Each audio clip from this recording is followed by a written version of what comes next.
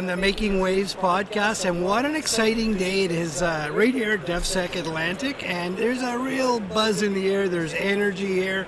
People are excited to be out and about, interacting with one another, and they're all in conversation. They want to see this industry grow and thrive.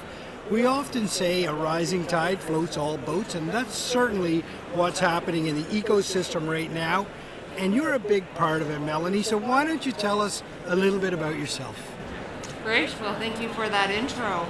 So my background goes back to living along the St. Lawrence. I grew up in a town called Port Cartier in northern Quebec, for those who may be familiar with that. So it's along the St. Lawrence, got a deep water port, very much a resource-based town, of course. And when I was 16, turning 17, I decided to join the Royal Canadian Navy. So my experience with the ocean started a long time ago, 25 years ago. And I sailed on the Kingston-class ships on the east and west coasts, had a lot of opportunities there, and I moved on from there. I left the Navy and decided to go to university. And I went and did an engineering degree, and then my career just kind of morphed over time, doing a lot of technical stuff. About 20 years ago, I was involved in hybrid electric vehicles, if you can imagine. 20 years ago? 20 years ago, I was working with auto manufacturers and looking at different tech that were going to go into vehicles to reduce emissions. And that morphed over the years into a lot of different jobs and whatnot, and in 2011 I moved to Nova Scotia from Ontario. Okay. Had you been in Nova Scotia with the Navy, or were you on the West Coast primarily? I was primarily on the West Coast in Esquimalt, but I would come here for training, and in fact I was on a crew that sailed a new vessel from Halifax to BC, to Esquimalt, to base. So which ship was that? It was that was the HMCS Yellowknife. Wow. It was MCDV, yeah, a brand new ship. What did you do in the Navy, Melanie? I was a naval communicator. Oh, right on. So I did ship to land, ship to shore, I guess, ship to ship type communications, maneuvering of ships, that sort of thing. My son, 17 years old, is a naval communicator. Oh, is he? Yeah. Oh, wow. Well, this already. I'm enjoying this conversation. I think that's probably the profession has changed a lot over the years. Yeah. But we didn't have computers in the same way that we do now. You were probably using semaphore flags. We were using semaphore and flashing Morse light. Code. Yeah, absolutely, from ship to ship. Tom will never see that, I don't think. Or I still remember my Morse code. Do you really? Oh yeah. It's something that sticks with you for. It's mesmerizing your mind. So, Melanie, you find yourself in Nova Scotia. Where does the journey go then? Well, I came to Nova Scotia and I joined a company called Emera. And Emera brought me over. They're an energy company. Yeah. And they brought me over from Ontario. And interestingly, I was involved in the business development side. And my first job with them was to focus on how to invest in tidal energy.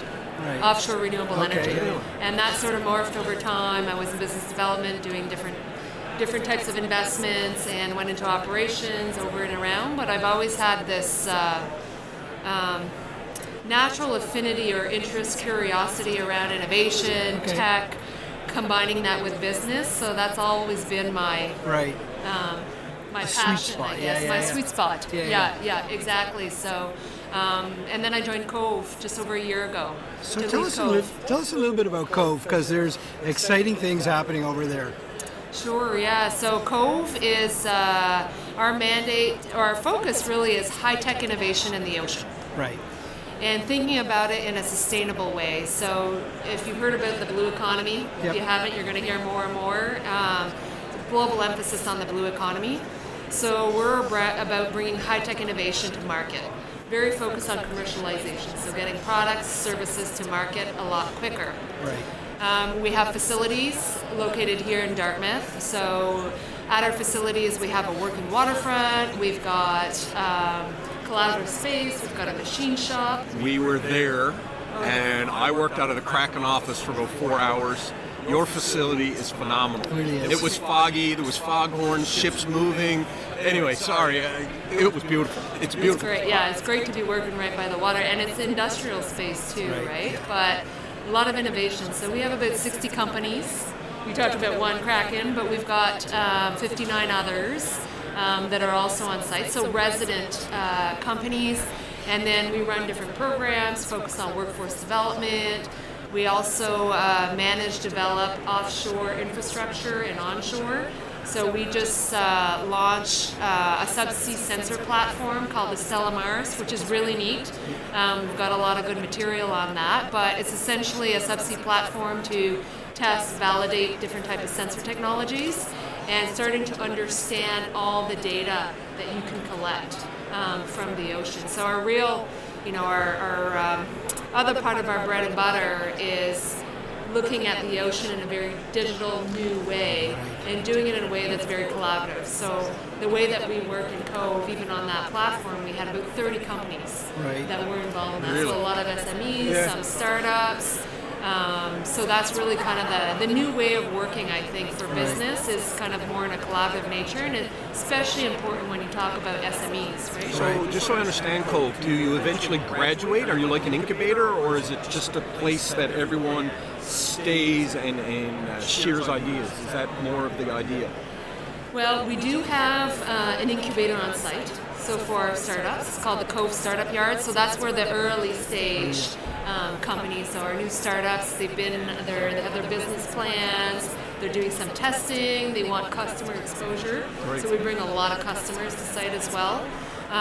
So that's in our incubation space, but we've got SMEs, which is the bulk of our clientele, and then we've got our multinationals who are interested for very many different reasons, right? Like they'll come in, maybe they're looking for M&A opportunities, they're looking for new innovations, they're looking for some partnerships, they're looking for that energy that sometimes you don't get in a major corporation. Yep. So Do you pinch yourself that you found yourself there? It seems like you're so excited about what you're doing, Well, I said I was passionate, but yeah, I'm very interested in the high-tech innovation, and so I moved to Atlantic Canada in the first instance to work with the ocean.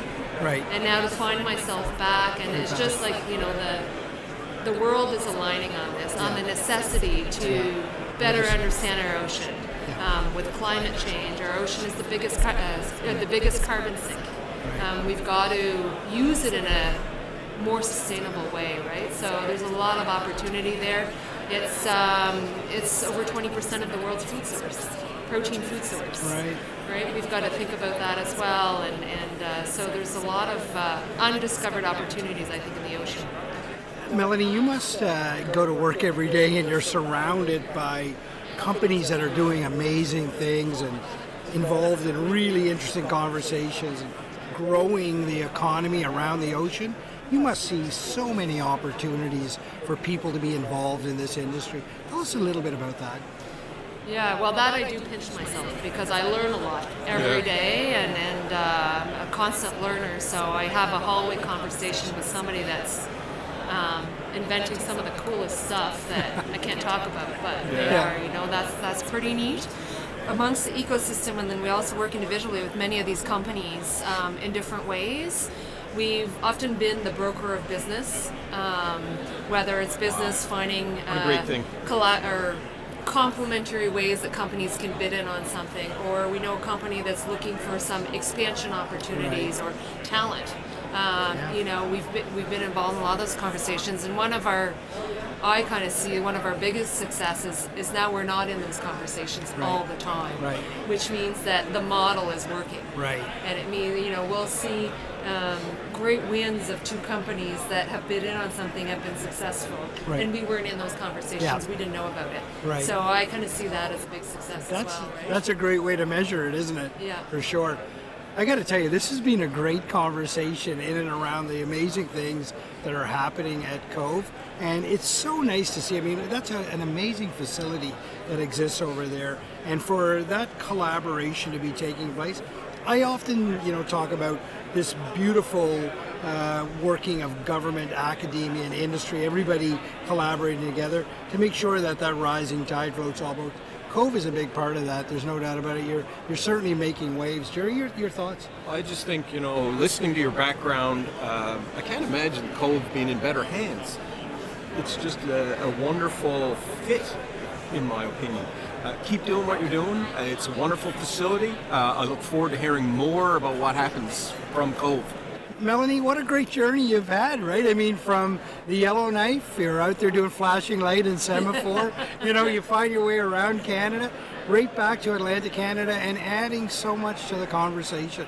So thanks very much for making waves. Thank you very much.